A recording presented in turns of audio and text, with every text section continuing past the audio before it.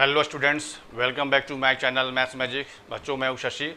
आज हम लोग पढ़ेंगे क्लास 12th स्टैंडर्ड का मैथ्स, जिसमें हम लोग करेंगे एनसीईआरटी बुक के थर्ड चैप्टर यानी मैट्रिसेस का एक्सरसाइज 3.1 के एग्जांपल्स।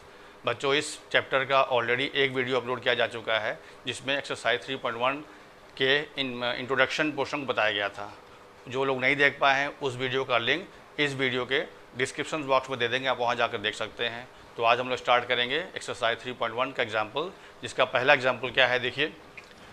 कह रहा है consider the following information regarding the number of main and women workers in 3 factories. Factory का नाम है 1, 2 एंड 3, और ये आपका इन्फॉर्मेशन दिया है factory 1, 2 and 3 main workers and women workers. इसमें इंट्री जो दिया हुआ है, मेन वर्कर्स हैं 30, 25 एंड 27, और वोमेन वर्कर्स है फैक्ट्री 1, 2, 3 में 25, 31 एंड 26। ये क्वेश्चन हुआ। अब क्वेश्चन में पूछ क्या रहा है, कह रहा है represent the information in the form of a 3x2 matrix. मतलब इस इंफॉर्मेशन को हमें 3x2 के ऑर्डर में रिप्रेजेंट करना है, ठीक है। उसके बाद कह रहा है what does the entry in the third row and second column represent. तो थर्ड रो का मतलब ये रो हुआ, और ये इसको बोलते हैं कॉलम, और इसको बोलते हैं रो, ठीक है। तो थर्ड रो ये हुआ और सेकंड कॉलम ये हुआ। तो इस एंट्री के बारे में पूछ रहा है कि ये क्या रिप्रेजेंट कर रहा है, ठीक है। तो पहला क्या है, देखिए पहला है कि इसको हमें रिप्रेजेंट करना है 3x2 के मैट्रिक्स में, ठीक है।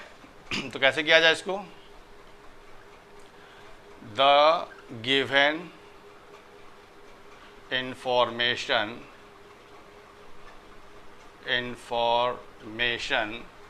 इज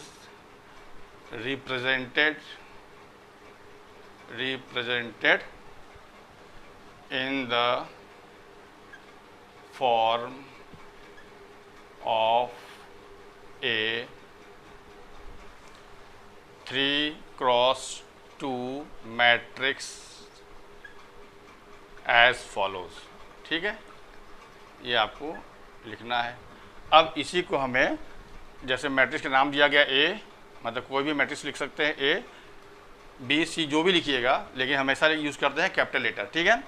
और इसको लिखना है 3x2।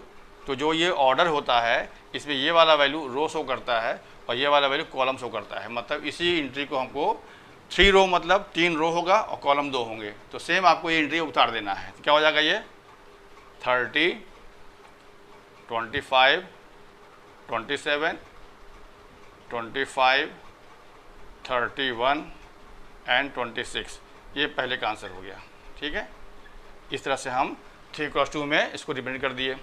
अब पूछ रहा है what does the entry in the third row and second column represent. मतलब ये वाली जो एंट्री है 26, ये थर्ड रो का है और सेकंड कॉलम का एंट्री है। तो ये क्या रिप्रेजेंट कर रहा है।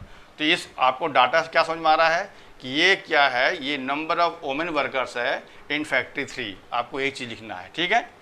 तो जैसे ये फर्स्ट पार्ट इसको मान लीजिए, और सेकेंड पार्ट में क्या था जो लिखना है, लिखिएगा the entry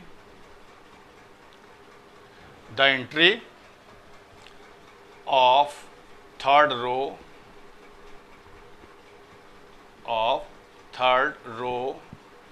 and second column represents, क्या रिप्रेजेंट कर रहा है ये, number of women workers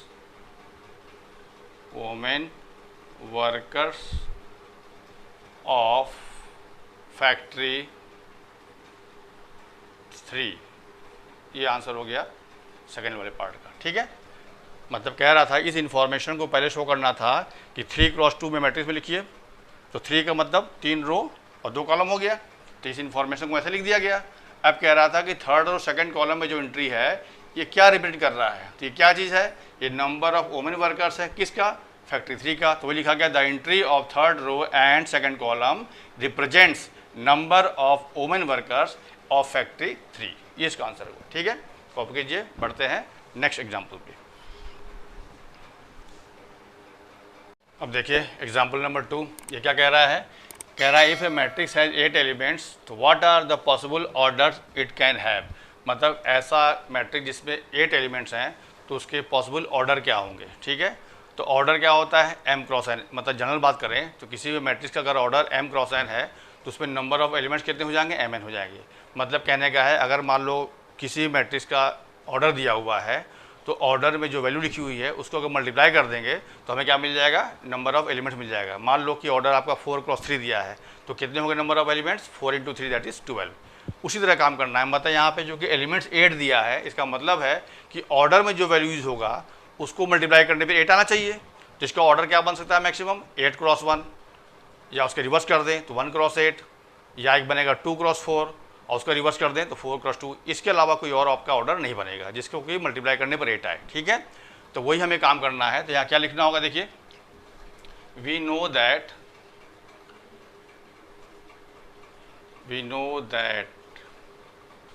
if a matrix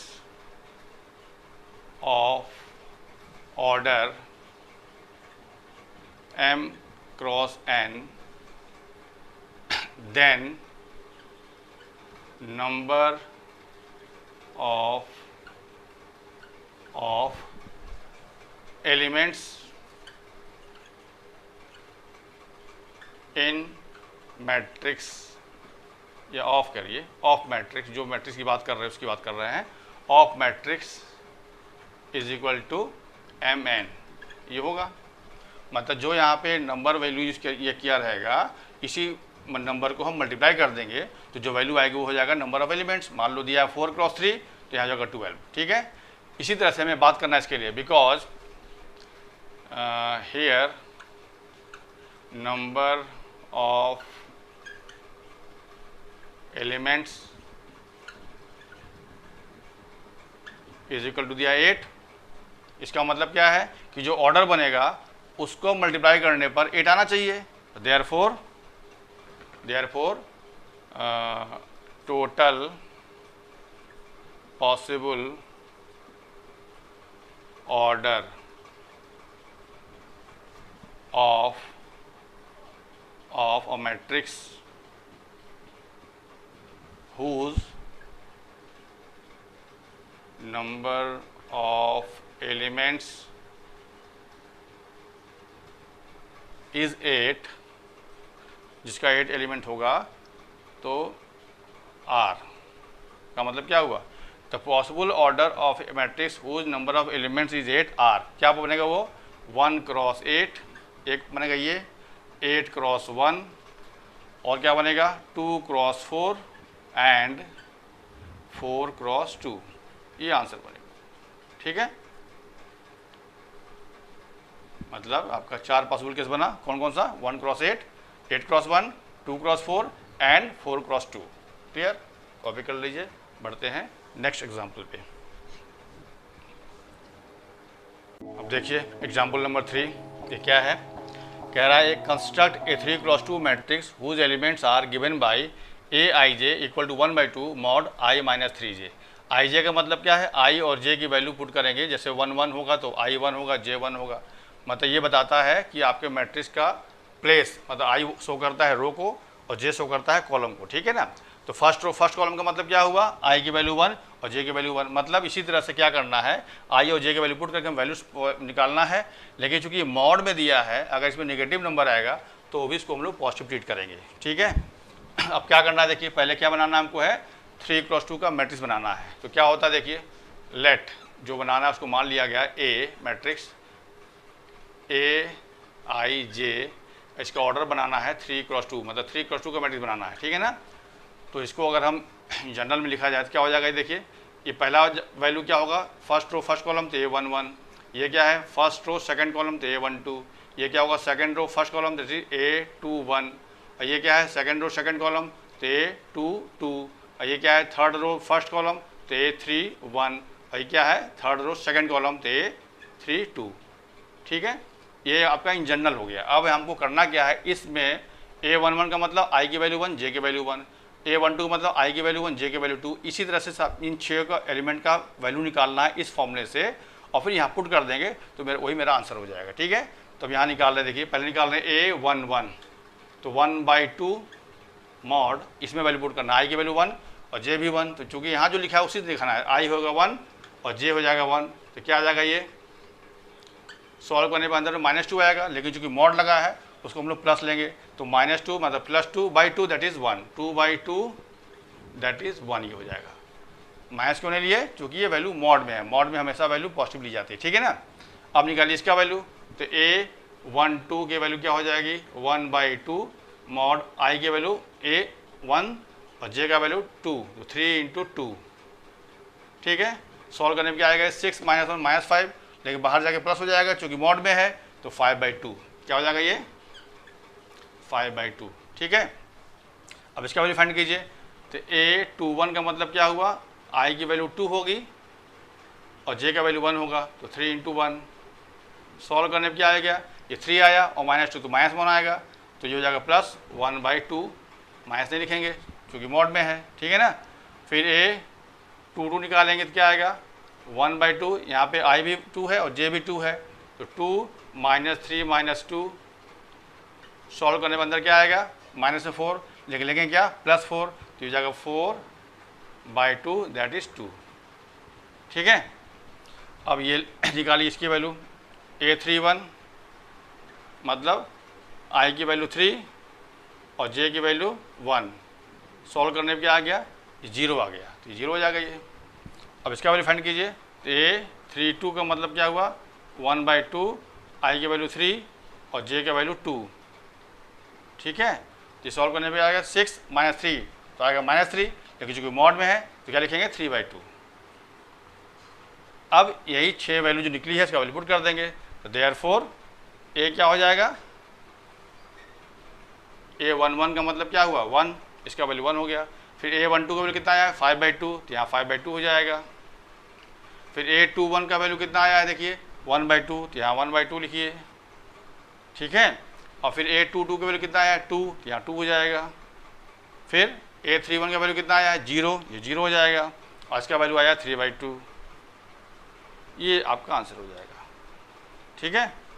मतलब इस इंफॉर्मेशन के हिसाब से 3×2 का ये मैट्रिक्स बन गया। क्लियर, कॉपी कीजिए, बढ़ते हैं नेक्स्ट एग्जाम्पल पे। इसके बाद देखिए एग्जाम्पल नंबर 4, इसके पहले वाले वीडियो में करा दिया गया था। अब इसके बाद आता है एग्जाम्पल नंबर 5, वो क्या है देखिए, find the values of A, B, C and D from the following equation. ये आपका एक मैट्रिक इक्वेशन दिया है, मतलब 2 मैट्रिक्स आपस में इक्वल दिया हुआ है, तो हमें A, B, C और D की वैल्यू फाइंड करनी है। तो कल इसके पहले वाले वीडियो में बताया जा चुका था कि अगर 2 मैट्रिक्स अगर आपस में इक्वल है तो उसकी कंडीशन क्या होती है। पहला कंडीशन होता है कि दोनों का ऑर्डर सेम होना चाहिए, जो कि ऑर्डर दोनों का सेम है यहाँ पर। और क्या होता है, पहले वाले मैट्रिक्स के हर एलिमेंट का वैल्यू उसके सेकंड वाले के करस्पॉन्डिंग एलिमेंट के इक्वल होता है, मतलब ये वाली वैल्यू इसके इक्वल हो जाएगी, ठीक है। ये वाली वैल्यू यहाँ वाली के हो जाएगी, मतलब इसका करस्पॉन्डिंग प्लेस ये है, इसका करस्पॉन्डिंग प्लेस ये है, ठीक है ना। सिमिलरली इसका करस्पॉन्डिंग प्लेस ये है और इसका करस्पॉन्डिंग प्लेस ये है, मतलब हर वैल्यू अपने करस्पॉन्डिंग प्लेस पे जो वैल्यू लिखी है उसके इक्वल होता है, अगर 2 मैट्रिक्स अगर इक्वल दिया है तो, ठीक है। हमें यही ABCD निकालना है, तो क्या होगा देखिए, आपको यहाँ पे इक्वेशन बना के सॉल्व करना है, ठीक है।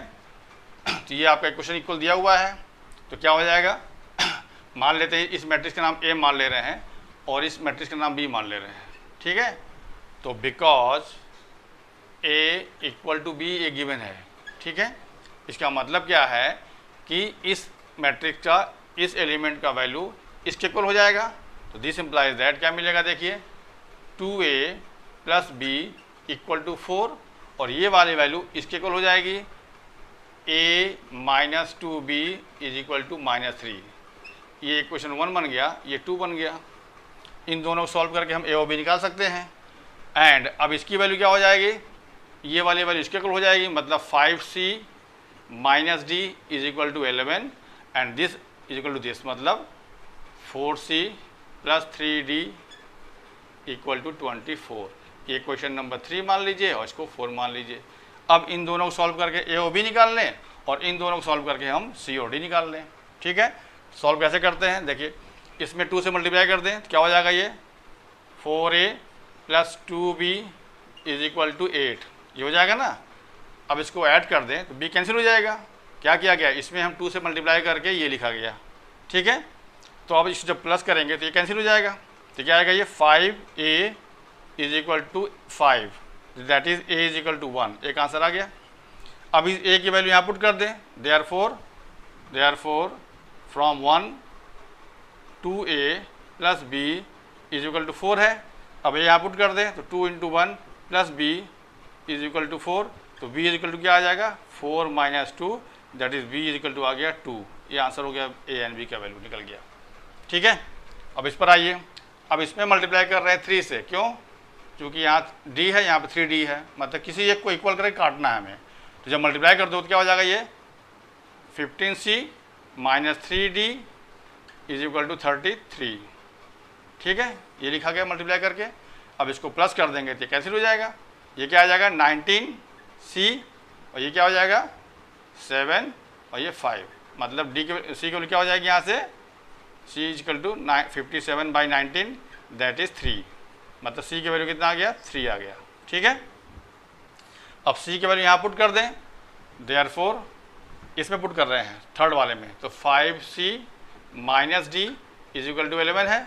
अब c कितना 3 आया है, तो ये हो जाएगा 5 into 3 minus d is equal to 11, तो क्या हो जाएगा 15 minus d is equal to 11, तो minus d is equal to 11 minus 15, तो minus d is equal to -4, तो d इज इक्वल टू 4। ये आंसर हो गया। a की वैल्यू आ गई 1, b आ गया 2 और c आ गया 3 और d हो गया 4। क्लियर, कॉपी कर लीजिए। बढ़ते हैं नेक्स्ट एग्जाम्पल पे। अब एक और एग्जाम्पल देखिए जो कि एनसीईआरटी के सेकंड बुक जो है एग्जाम्पलर, उसका एग्जाम्पल नंबर 1 है। ये क्या है देखो, कह रहा है construct a matrix aij 2x2, मतलब जो मैट्रिक्स बनाना है उसका ऑर्डर क्या दिया है 2x2 दिया हुआ है, whose elements aij are given by aij equal to e⁻²ix sin jx। ठीक है, तो यहाँ पर क्या करना होगा हमको, पहले 2x2 का जनरल फॉर्म सपोज करना होगा। क्या होगा देखिए, लेट aij, ठीक है, और 2x2 इसका जनरल फॉर्म क्या हो जाएगा a11 a12 a21 और a22, ये हुआ ना। अब इन चारों की वैल्यू इसमें पुट करके i और j का वैल्यू पुट करके हम निकाल लेंगे और यहाँ पुट कर देंगे, वही मेरा आंसर हो जाएगा। ठीक है, तो पहला काम क्या करना है, a11 निकालिए, तो इसमें वैल्यू पुट करना है, i की वैल्यू 1 j की वैल्यू 1, तो क्या हो जाएगा e⁻² इंटू 1 इंटू एक्स, और ये हो जाएगा साइन j है 1, तो ये हो जाएगा x। इसका वैल्यू क्या आ गया e⁻²x और साइन x, ये इसका वैल्यू आ गया। ठीक है, अब आइए a12 पर, तो e⁻², यहाँ पे i का वैल्यू 1 हुआ और j का वैल्यू 2 हो जाएगा। ठीक है ना, तो ये हो जाएगा साइन 2x। तो सॉल्व करने पे क्या आ जाएगा, ये e⁻²x और साइन 2x। क्लियर, अब इस पर आइए a21 पर, तो a21 की वैल्यू क्या हो जाएगी, i की वैल्यू 2 और j का वैल्यू 1, मतलब 2 इंटू 2 इंटू एक्स, और ये हो जाएगा साइन x। ठीक है, अभी क्या आएगा e⁻4x और साइन x। उसके बाद लास्ट क्या है a22, मतलब i की वैल्यू भी 2 और j का वैल्यू भी 2, तो e⁻² इंटू 2 इंटू एक्स और ये साइन 2x, तो क्या हो जाएगा ये e⁻4x और साइन 2x। अब इन चारों का वैल्यू मिल गया। अब इन चारों की वैल्यू सिंपली हमको यहाँ पे पुट कर देना है, तो मेरा आंसर क्या हो जाएगा, a इज इक्वल टू क्या हो जाएगा, देखिए वैल्यू पुट करें, इसका वैल्यू कितना है e⁻²x और साइन x, और इसका वैल्यू क्या है e⁻²x और साइन 2x। ठीक है, अब a21 की वैल्यू क्या है e⁻4x और साइन x, और a22 की वैल्यू क्या है e⁻4x और साइन 2x। ये इसका आंसर हो गया। क्लियर, कॉपी कर लीजिए इसको। तो आज के लिए इतना ही, मिलते हैं एक्सरसाइज 3.1 के क्वेश्चन को कवर करने के लिए नेक्स्ट वीडियो में। तब तक के लिए थैंक्स।